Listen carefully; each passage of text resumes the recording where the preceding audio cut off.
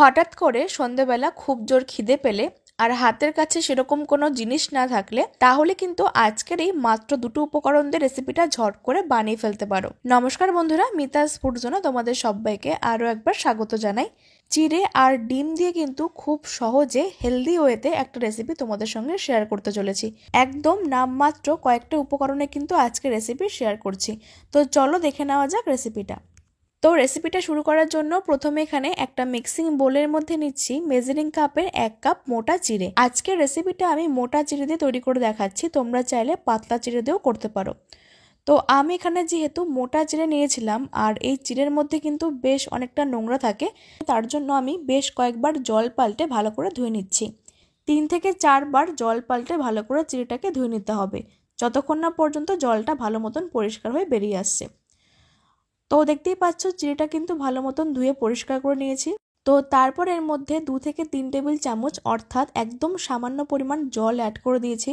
আর তোমরা যদি পাতলা চিড়ে নাও তাহলে কিন্তু জলটা দেওয়ার দরকার নেই। তো আমি এখানে একদম সামান্য পরিমাণ জল দিয়ে চিড়েটাকে ভিজিয়ে রাখছি 5 থেকে 10 মিনিটের জন্য। তো দেখতেই পাচ্ছ 10 মিনিট পরে চিড়েটা কিন্তু পুরোপুরি জলটা সোপ করে গেছে আর চিড়েটা কিন্তু আগের থেকে বেশ ফুলে গিয়ে সফট হয়ে গেছে আর ঝরঝরে হয়ে গেছে। তো এবার অন্যদিকে আমি এখানে কিছু সবজি কেটে নিচ্ছি, যার মধ্যে প্রথমে নিয়েছিলাম দুটো বিনস। একদম সামান্য পরিমাণে কয়েকটা সবজি আমি এখানে ব্যবহার করছি, তোমরা কিন্তু চাইলে নিজের পছন্দ মতন যে কোনো সবজি অ্যাড করতে পারো। তো আমি এখানে প্রথমে দুটো বিনস নিয়েছিলাম আর বিনসটাকে একদম মিহি করে কুচিয়ে নিচ্ছি। নিজের পছন্দ মতন সবজিগুলোকে অ্যাড করে যেরকম ইচ্ছা সেরকম করে কিন্তু কেটে নিতে পারো। তো আমি এখানে একদম মিহি করে বিনসগুলোকে কুচিয়ে নিচ্ছি আর সমস্ত সবজিগুলো কিন্তু আগে থেকে ভালো করে ধুয়ে নিয়েছিলাম। তো বিনসটাকে এরকম করে কুচিয়ে রেখেছি। তারপর নিয়েছি একদম সামান্য পরিমাণে একটা ক্যাপসিকামের টুকরো। যেহেতু পরিমাণটা কম তার জন্য আমি এখানে সমস্ত কিছু অল্প পরিমাণে নিয়েছি। তো ক্যাপসিকামটাকেও একই রকম করে পাতলা আর মিহি করে কুচিয়ে নিচ্ছি। তো দেখো ক্যাপসিকামটাকেও একই রকম করে কেটে নিয়েছি। তারপর নিয়েছিলাম অর্ধেকটা পেঁয়াজ, একটা ছোট পেঁয়াজের অর্ধেকটা নিয়েছিলাম আর সেটাকে কিন্তু ভালো করে ধুয়ে নিয়ে একদম পাতলা পাতলা করে কেটে নিতে হবে। তো বন্ধুরা, আমি কিন্তু এখানে হাতের কাছে থাকা কিছু সবজি দিয়ে আজকে তোমাদের সঙ্গে রেসিপিটা শেয়ার করে দেখাচ্ছি। আর 3 থেকে 4টে কাঁচা লঙ্কা কেটে রেখেছি ঝাল মতন। তো সবগুলো সবজি এইভাবে কেটে নেওয়ার পর এবার রান্না শুরু করার জন্য গ্যাসের ওপর একটা ফ্রাই প্যান বসিয়ে দিয়েছি। ফ্রাই প্যানটাকে প্রথমে হালকা করে গরম করে নিয়েছিলাম। তারপর আমরা এর মধ্যে অ্যাড করছি একদম সামান্য পরিমাণ অর্থাৎ 1 থেকে 1.5 টেবিল চামচ সাদা তেল। তেলটা কিন্তু একদম অল্প পরিমাণে আমি অ্যাড করছি, এতে করে কিন্তু রেসিপিটা স্বাস্থ্যের জন্য ভীষণই হেলদি হবে। তো একদম সামান্য পরিমাণে তেল অ্যাড করে তেলটা যখন হালকা গরম হয়ে যাবে তখন এর মধ্যে অ্যাড করছি একটা এলাচ আর 2 টুকরো ছোট দারচিনি। তো এবার একটু হালকা করে নেড়েচেড়ে নিয়েছিলাম। তারপর এর মধ্যে ওই সমস্ত কেটে রাখা সবজিগুলোকে অ্যাড করে দিচ্ছি। বিনস, ক্যাপসিকাম, পেঁয়াজ আর কাঁচা লঙ্কাটা সমস্ত কিছু এর মধ্যে অ্যাড করে দিলাম। তো তারপর গ্যাসের ফ্লেমটাকে একদম মিডিয়াম টু লোতে রেখে দিয়ে সমস্ত কিছু নেড়েচেড়ে একটু হালকা করে ভেজে নিচ্ছি।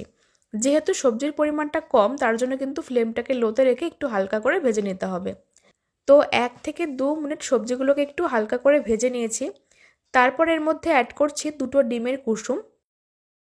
তোমরা কিন্তু চাইলে একটা ডিম দিয়েও করতে পারো, তবে আজকের রেসিপিটা দুটো ডিমের সাদা অংশটাকে বাদ দিয়ে শুধুমাত্র কুসুমটাকে অ্যাড করেছি।